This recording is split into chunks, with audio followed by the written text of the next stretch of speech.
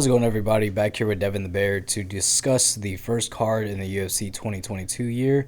It's going to be headlined by Calvin Keator and Gigachikaze. Before we get in that, there's a couple names we had saw. We really wanted to discuss those fights to look out for if you have the time to catch the prelims. Very familiar name you might know will be Brian Kelleher.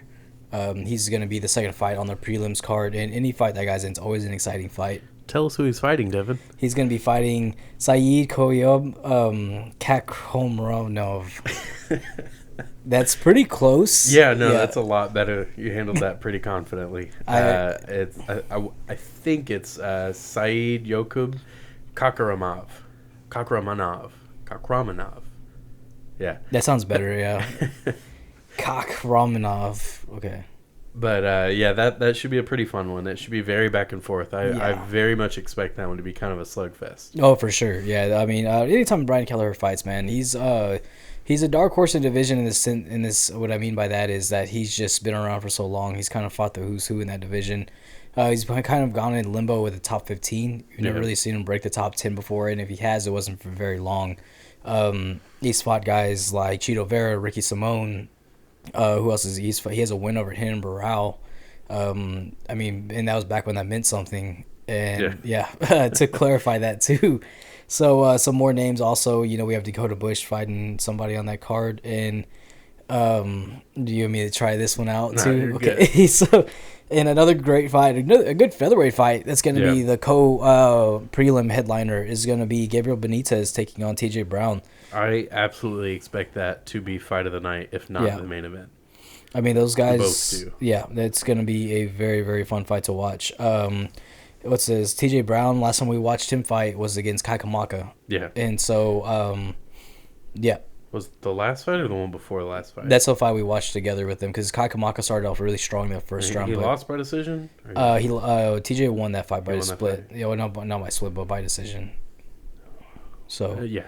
Last time we saw him fight, Gabriel Benitez, sorry. I don't know what the fuck is going on today, dude. And so, Gabriel Benitez, man, he's game. He comes ready. He's fun to watch. Yeah, very fun to watch. And so I'm looking forward to really seeing what's going on with that. We talk about with these prelim cards, man. Always tune in, always watch them. You never know who you're gonna see fight on these cards. Speaking of something like that, the headline for the prelims is Court McGee. You never know when he's fighting or not. Yeah, I don't know what's going on with him. I mean, he looked really good against Claudio Silva in his last fight. He's kind of having a resurgence. Yeah. Like, it's not anything where I'm like, oh, hold on a minute, Court McGee's shooting up the ranks. Yeah. But, definitely fun to watch. Like, it's an old school fighter doing old school fighter things. Yeah, and still able to do it, at a top level. Court McGee is somebody I used to enjoy watching back in the day. He won the Ultimate Fighter, the Liddell versus Ortiz season. Right after coming off of being a heroin addict. Yeah. And, like, having a lot of problems in his personal life. Yeah. Stemming from that. Coming in and just absolutely just changing his life for the better. I mean, you see this guy, his last fight, dude, he was in great shape the whole fight. I mean, when he fought Claudio Silva, he only got hurt in the third round, but he's able to come back and bounce back and still continue that dominant fight that he had. And, I mean, that's a guy that, I mean, a lot of people, if you're looking for some type of inspiration, Court McGee is that guy. He still hangs with some of the best. And if he comes in the shape and in the mindset that he came into this fight, I mean, I don't see the fight going anybody else's way but his. So, and then starting off the main event is going to be Bill Algeo and Joe Anderson Brito. That should be a pretty solid fight for featherweight division. Yeah. I honestly think whoever wins that fight is going to end up taking on the winner of TJ Brown and Gabriel Benitez. Yeah. It matches up pretty well, I think. Yeah, I've been kind of liking how they've been booking some of these fights. They've been booking, the weight classes together. Like very specific to a weight class. They'll book them now, and then in like 3 months we'll probably see the winner of Bill Algeo and Joe Anderson Brito take on the winner of Gabriel Benitez and TJ Brown, like you said. So that's always cool to see. But for my opinion, for what I feel like will be fight of the night is the third fight on the main card. Brandon Royval take on Rogerio Bontorin. Brandon Royval, man, he is good. He's really fucking good. I mean, he was one shoulder injury away from becoming the flyweight title contender. Yeah. To put things into perspective, he fought Brandon Moreno and his shoulder dislocated, and I mean he was down. He's winning that fight. Yeah, I was about to say of those two, the two Brandons, as I like to say. Yeah, I'd like him more than Brandon Moreno. Do you really? As I've seen Brandon Moreno grow since then. Yeah, I have heavily become a Brandon Moreno fan. Yeah, but when it was that fight, I was like, oh, dude, Brandon Royval's so fun to watch. he is. He's really fun to watch. He gets in there and throws down. I was just more of a fan of his, but now that I've seen Brandon Moreno more, and maybe that's my own fault, but now that I've seen him more, I'm like, okay, he's pretty awesome. Right? Yeah, I like Brandon Moreno, man, but I like Royval just as much, and it's these kinds of fights right here that show that the flyweight division is not what it was 10 years ago. Back when Demetrius Johnson just won the title, there was only like 4 people in the weight class. There was there was Demetrius Johnson, Joseph Benavidez, Ian McCall, and they brought in Kid Yamamoto. And so for a while, I was just kind of seeing what happens with these guys, and they were starting to add people. People were coming in. Peace, by the way. Yeah. What's it called? True Japanese legend right there, man. And so with that, it's just sweet, and it slowly started to become just the Demetrius Johnson show. Anytime you ever watch a flyweight fight, when you had guys like Ryan Benoit come in, Tim Elliott and stuff like that, and good fighters, really fun to watch. But Tim Elliott's a veteran of the sport. I always enjoy watching him fight because he's so just weird when he fights. Yeah, but he's a cool guy too. Yeah, he is. He's super fucking funny, and can't forget when he's about to fight Julian Lane one year. You remember that? Oh, vaguely. It was the comeback season of The Ultimate Fighter. It was when James Krause and Jesse Taylor were in the finals, and they allowed James Krause to have his teammates show up. And what's his name? James Krause showed up to the thing, and Seth Baczynski and Julian Lane got mad that he could have friends at the house. It was over on some stupid shit. And this is the fight to get in the finals, so they just want him to relax and have a good time.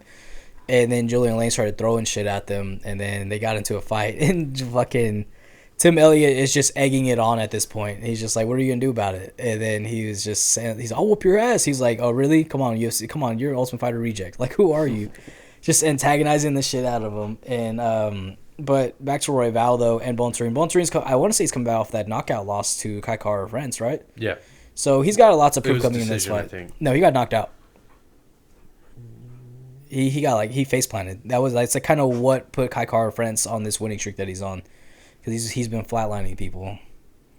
Oh, he had a decision when he gets Matt Schnell. That's what I was thinking. That's right. I knew there was a decision recently, and that was his most recent Matt fight. Schnell. And Matt Schnell's a great fighter as well too. Yeah. I mean, training right there at Heritage Muay Thai, so I think that's super dope. He's just right down the street, about 30 minutes away, training with some of the best Muay Thai fighters in the state. Speaking of Heritage Muay Thai, Yves Edwards is going to be having classes there. Yeah.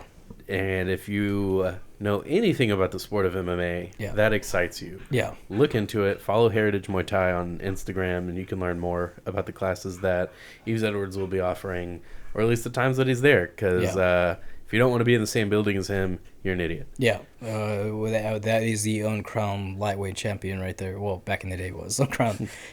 He's a true lightweight legend, man. He's really helped bring that whole division back to life. At one point, I mean, his back must have been hurting a lot with how much he was carrying that lightweight division. And so we were just talking about him yesterday when we were coming back from Molly's. Yeah. And he's at one point the UFC did not have a lightweight champion, and because BJ Penn left the organization, so they decided to get rid of the belt. And so you had Yves Edwards coming in here, and he was fucking everybody up. And he's also fought the who's who of people. I mean, he's fought Josh Thompson. He has a fight against Jorge Masvidal back in the day. Just a bunch of different things. So he's got some of the craziest knockouts you'll ever see, too. Yeah, I remember his knockout against Josh Thompson was absolutely insane. That flying head kick. Yeah. I mean, he always talks about it too. Does he really? Or rather, he always gets asked about it. I bet he does. Yeah. And so back to that fight though, so with Brandon Royval though, he's really good. I know he's coming off of a loss, back-to-back losses to Brandon Moreno and Andre Pantoja, and so I know he has a lot of proof coming into this if he wants to be the next title contender. Yeah. Because chances are, depending on who wins with Moreno and Figueiredo in this trilogy fight, Pantoja is going to be fighting for the title next. And so with Royval and Bontorin, whoever wins this fight, it's hard to say that they'll be fighting for the title next because you have Kaikara France. Kaikara France is taking on Pantoja next, right? Yeah. So I believe so. That fight right there, I mean, the winner of that fight, I forgot that Pantoja had a fight scheduled, but that fight's going to get the winner of that. That's the title contender fight. So, I mean, Royval is definitely going to want to make a big statement with this. And Bontarine is a very, very heavy right hand. Yeah, and I think Royval does get it done. Yeah. Just because of Bontarine, with how he fights, whenever he comes up against these guys who are of Royval's caliber, he falls short each time. And I know that sucks, and maybe this is the time that he doesn't. But Royval's ready, and I feel like it's going to be his night. And what it does raise questions for me though is we saw Royval recently lose to submission, and Bontarine has 11 wins by submission, and so that right there says where the difference is when it comes to those guys. You know, they're both young fighters though. I mean, but it just comes down to that. But also Royval only has one loss by submission. Yeah. So it's not like he's bad at jiu-jitsu or he's just that's a department he doesn't fully focus on. You know, he has submission wins as well. I mean, he has a guillotine win over guys like Kaikara France, you know. So a lot of questions are definitely going to be answered Saturday night. That's the fight I'm most looking forward to on that card. Well, besides the main event. But that's I mean, it's those. I think those couple fights we're discussing right now is what's going to hold that card. Yeah. So the next fight will be Caitlyn Kagan and Jennifer Maia. Two really big names in the women's flyweight division. Yeah. I do feel like the winner of these two are going to be in title shot area. Oh, yeah. Because both of them need a win. Both of them are big names who just kind of fell off recently. So I think that a win here over someone of their own caliber, either side of that, really shoots them back up right into title contention area. Yeah, I mean, you have Jennifer Maia, who's on a one-fight win streak with a win over Jessica Ai. Her last fight before that was a fight again for the title against Valentina Shevchenko. Yeah. And I actually remember that fight. There was moments where she gave Shevchenko some issues. So it wasn't just a complete one-sided fight like it typically it was, but it wasn't as like rough as it is, you know. So she had Shevchenko hurt at one point in the fight. And, I mean, it's hard to capitalize on somebody who's as good as her, you know, but that's her. Be careful. And so, I mean, she fought for the title back in November 2020. And then Kagan is on a 2-fight win streak. No, she's so her last loss was to Jessica Andrade back in 2020. So, I mean, she's coming in. She's on a 2-fight win streak. Who was her last win? Viviane Arujo. And the one before that? Cynthia Calvillo. Okay, that's what I was thinking of. Yeah. And that's why I was like, she just lost? Because before that. Anyway, sorry. No, you're good. And so when it comes to that, it's going to be an all right fight. I think it's, you know, we have to really focus on these fights because these are going to be who's going to be running the division. Because we don't know what Shevchenko's going to do next. She could go up. She could go down. She could be fighting for the bantamweight title since she has a win over the current champion, Juliana Pena. So maybe they'll want to make that fight as well because we don't know what's going to happen with Amanda Nunes. But yeah, and I think if Valentina does go up, then we're going to have to see a trilogy at some point because I do see Valentina beating Pena if they fight. Yeah, and so it's also hard with that because, I mean, Dana White doesn't want a trilogy fight with Shevchenko and Nunes, but I think it needs to happen at this point, though. Yeah. I mean, you know. Neither one are losing. Well, Amanda lost. But if she comes back, are they going to pull the whole, like, oh, well, she's going to get an immediate title shot? I think they are. Regardless of who it is. I think so, too. Yeah. I think Valentina comes back and either Valentina comes back and beats Pena or Amanda comes back and beats Pena. I'm so sorry, Juliana Pena. But I think they come back and beat Pena, and then we get the trilogy fight. Yeah. So we'll see what happens. You know, the division's not necessarily in its toss-up right now, but with Shevchenko being as dominant as she is, you know, we kind of have to wait to see what happens with her next fight to see where this goes towards. Because there are some contenders coming up very, very quickly. You know, we have Casey O'Neill. We don't know what's going to be next for her this year. I think she has a very bright 2021 ahead of her as well. 2022? 2022, sorry. I'm behind. Wild. Yeah. I think people like Casey O'Neill are really going to be shaking things up. I don't think she gets to title shot area Right. by the end of this year. You don't think so? But I think she'll be top 10 for sure. Yeah. She'll be top. I could see her being top 5 by the end of the year. Yeah. So we'll definitely have to see what happens. So that brings us to the main event. We have Calvin Keator taking on Gigachikaze. And I don't see... We have Muslim Salikov and Michelle Pahea. Wait, what? Unless that fight's canceled. Pretty sure it's not. Did I mess up? Oh, yes. So. Saikov, you also skip Chase Sherman and Jake Collier. No one gives a fuck about that. You don't give... Okay, well, now we're going to talk about it. Chase Sherman is earlier in this main event. He's taking on Jake Collier.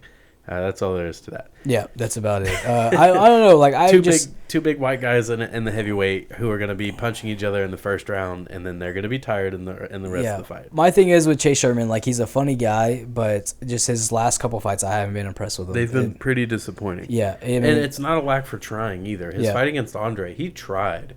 Yeah, but Andre was just a veteran, and he's better than Chase Sherman. Yeah, he just wasn't gonna play into Chase Sherman's game. Yeah. So but you can't pass up Michelle Pahea. Can't do that. Oh, he's not on the. His opponent withdrew.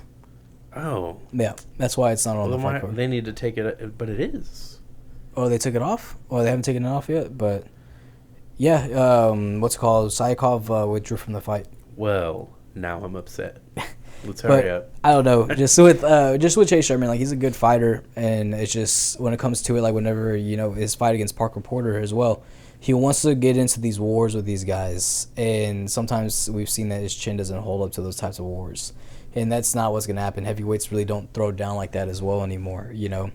I mean, his last knockout win was against Ike Villanueva, which is another Houston boy. I always enjoy watching this guy fight, and so he's just a roughneck dude, and he comes in to throw down, but that's the only guy that you'll see once you're getting into the top 15 of the heavyweight division that's going to fall into that game plan besides guys like Derek Lewis, but Derek Lewis would put Chase Sherman to sleep. Yeah, Derek Lewis doesn't really fall into that game plan. Like that's his game plan. Yeah. Like it's not like you're tricking him into a slugfest where you're going to catch him. Like, he wants a slugfest so he doesn't have to chase you. Yeah, he doesn't want to go to the second round. No, he doesn't want a fucking 3-round fight. If they can make it 1 round, he's good. He's happy with that. And so, onto the main event though, like we were talking about. So Calvin Keator taking on Gigachikaze. This is such a great main event to start off 2022. Both guys, we have Calvin Keator coming back after a really tough loss to Max Holloway. But it's also Max Holloway, so you really can't blame him for anything with that. Possibly one of the greatest not possibly, screw that. The greatest performance of all time in an MMA fight. And such a one-sided fight for so long. And it's crazy that it happened against someone like Calvin Keator. Yeah. And so I think Calvin Keator has a lot to prove coming in this fight. But yes, he does. The downside of that is against Gigachikaze, who is absolutely fucking people up right now. Yeah, you have to be so careful against him. Yeah. Like you can't raise your guard too high. You can't lower your guard too much. One body kick, you're going to shit your pants in the ring, guaranteed. I'm like, dude, he is nasty. Like he's catching bodies like everyone's catching Omicron right now. Like it's vicious and it's contagious. Deltacron. Yeah. Is that really the thing? I think so. Jesus Christ. But, stay safe out there, guys. I'm excited for this fight because you're going to get a kickboxer versus a boxer. Yeah. I don't see it going to the ground. We need to tell Carlos to watch this fight. I think he would like it. Yeah, I think he would too. Yeah. Unless it gets ended shortly. Yeah. That'll be disappointing. I want this to be fight of the night. Yeah. But if it gets ended shortly, then like I said, I think TJ Brown and Gabriel Benitez are going to be the fight of the night. Yeah, and so so you have a traditional boxer taking on a kickboxer in Giga, and we've seen it time and time again. I mean, Giga literally beat the shit out of somebody like Edson Barboza with kicks. I mean, who can say that? That's the kind of stuff's unheard of. You take someone's expertise and you just hold it over their head like they're a child. Oh, you think you're good at that? Guess what? I'm better. And then we have Calvin Keator, who has. I mean, I was gonna say the best boxing in the featherweight division, but the second best boxing in the featherweight division. But no, seriousness, he has great hands. He has incredible boxing. I mean, all those guys over there do, and he's got to represent them as well. Like you got to think with the way he looked in that fight against Max Holloway. Yeah, I'm not saying he let down his team, but like He did. yeah. Yeah. The New England Cartel guys, man, they're good. They got Mark Delagrati over there, and they're really putting Massachusetts MMA on the map with that gym. But it's just kind of waiting to see what happens with that, because even Rob Font had a very tough fight against Jose Aldo, and so they need a win. They need a win bad, and in the sense of keeping the relevancy that they are a force in the MMA scene, and which I don't know, man. I think for Calvin Keator to take this fight, he has to fight in close quarters. Absolutely. Yeah. Completely. He's not going to be able to utilize the jab the way he wants to. Yeah. Because anytime he starts flicking that jab out there, he's going to eat a leg kick. Yeah, or a body kick. And he's going to get with a Giga kick right to the liver, you know. And that's what they call Giga's body kick, is the Giga kick. Which I love because Pokemon. Yeah. It just reminds me of a Pokemon move, the hyper kick, or maybe it was Giga kick. Yeah. But yeah. It's such a good fight, but man, I want Keator to take this one. I do. I'm pretty torn, but I think I'm gonna say Keator as well. Just USA. Yeah, and USA here. I know Giga's talking a lot of crap right now because he wanted that title fight against Volkanovski. So right now the featherweight title picture is not necessarily open. We know who the champion is, but we don't know who's going to be the next challenger. And so there's a lot of rumors that's going to be Korean Zombie taking on Volkanovski for the title, which I'm more than okay with that fight. I think it's a very tough fight for Volkanovski, honestly, because we've seen that Korean Zombie has had a ton of success against guys around Volkanovski's size. You know, he's knocked out guys like Dennis Bermudez, Frankie Edgar, and stuff like that. And I'm sure there's another fighter. My mind's going blank right now. I think we've also seen that Korean Zombie's coming at MMA with a new approach. His fight against Dan Ige, he was very smart. And at no point in that fight did he look bad. Yeah. So fighting someone like Alexander Volkov, you have to fight like that. Yeah. You look at what he did to Brian Ortega. Brian Ortega didn't fight a smart fight. Yeah. And that's why he got messed up so badly. That he went in there and he was trying to force his game plan instead of adapting. At least that's my thoughts on that. Right. And I think Korean Zombie would adapt. I don't think that he would try to force his game plan if it's not working. It's hard to say that, though, because whenever Korean Zombie fought Brian Ortega, he was constantly trying to push the pace, and he was getting dropped left and right really early. Well, that's why I'm bringing up. That's why I bring up the Dan Ige fights, because now he has a new approach to it. Right. I think he's definitely learned a lot. Yeah. And I'm assuming he's going to use that in this fight. Right. So, I mean, since we're talking about it, I can check to see if they've announced or they've verified. Officialized. Officialized. What am I, an officializer? Yeah, but if that fight happens, that being said, though, Alexander Volkov. So, Volkanovski? Yeah, I said Volkov. Yeah. Volkanovski for sure. I love Korean Zombie, but I think this is just Volkanovski is just one of the new breed. And I think it's so crazy how good his stand-up has gotten, and it was already good coming into the fight. And he listens to his corner so well. Like there's a lot of footage on his fight against Chad Mendez. Was Eugene Behrman yells out, he's like head, body, head, and then that was the ending sequence in that fight. But Gigachikaze was mad because Volkanovski turned him down for UFC 272 to step in for that fight. And granted, we've seen Giga like really run through these guys. You know, he started off kind of rough in the UFC at first. I know he did lose, but now he's just absolutely just obliterating these guys with just one kick. Like he threw one kick in the Cub Swanson fight, and you know, to say that, and Cub Swanson's fucking stomach fell through his ass. Like he kicked him so hard. And so with that though, as I think Giga just needs one more fight to say, hey, yeah, now you can't deny me the title shot. And this is where a win for him it would be important, especially if he gets it done early. I mean, why the hell not? You know, I'm gonna see what the doctors have to say, but also with that is, you know, Henry Cejudo's now trying to call for this title shot, and I don't really care to see Cejudo fight for it. Yeah, he did make a funny joke though. What did he say? Let me try to find it. You keep the guests entertained. So, coming into that, though, I mean, let us know your thoughts. Who do you think should take on Volkanovski for the title next? I personally think it should be Korean Zombie. Korean Zombie has been around in the sport for a really, really long time. And, I mean, he's about 35, 36 now, so why not give somebody who still is hanging with the title shot and can step in at any minute and still put on a great fight? And so, yeah. I agree. And definitely let us know your thoughts. Follow us. Follow our new page, Devin the Bear, all lowercase, no space. Yeah. The joke Henry Cejudo said was, he said, "Hey, Dana White, give me a shot at Alex. I would never cancel. I'm Mexican and we don't believe in pulling out of anything." Oh, my God. I'm so happy he finally makes like a not cringy joke. Yeah. Well, it's a little cringy. It's kind of funny, though. It's pretty funny. Yeah. I need a screenshot that, send that to my coworker Fred. He would find that shit hilarious. But yeah, I'd really like for this card to be good. Yeah, me too. I think we need to start 2022 off with a bang, and Yeah. I think that's what's we need to see. We've had a few weeks without MMA. Yeah, and we're itching. Yeah, we're ready to be back. I'm fucking jonesing right now for a good knockout, dude. So I'm really looking forward to it. It's just I don't know what to do on Saturdays now. Like like it's one of the things where it's like, okay, well, I got a dog, but that's about it. Like I don't feel like playing video games all the time. I enjoy them, I love them, but it's like I just need something to do on Saturday, and that's the perfect reason to just hang out with friends and shoot the shit.